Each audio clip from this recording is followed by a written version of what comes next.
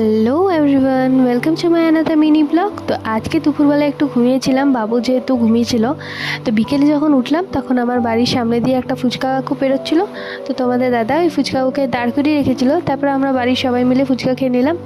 আমি আর তোমার দাদা বেশি খেয়েছি, বাপি তো ধরো খাই না, আর মা বাইরের খাবার খাওয়া পছন্দ করে না, তাও মাকে জোর করে দুটো খাইয়েছিলাম। তারপরে দেখো এখানে ফুচকা অনেকগুলোই খেয়েছি আমরা। আর বাপিকে এসে পরে, বাপির তো জানোই চা চাই, বিকেলে চা করে দিলাম। আর এখানে দেখো মহারাজ খেলছে বসে বসে বলটা নিয়ে, বাস 2 মিনিট।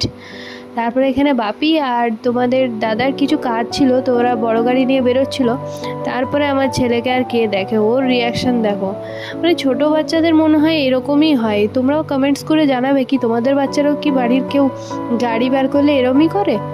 তো আজকে সন্ধ্যেবেলাটা এইভাবেই কেটে গেছিলো। তারপর বাড়ি গিয়ে কাজবাজ করেছিলাম। আর এখানে দেখো মা ওকে কোনো রকমে বুঝিয়ে শুনিয়ে কি আমাদের জন্য গাড়ি, ওর ওর খালি রিয়াকশন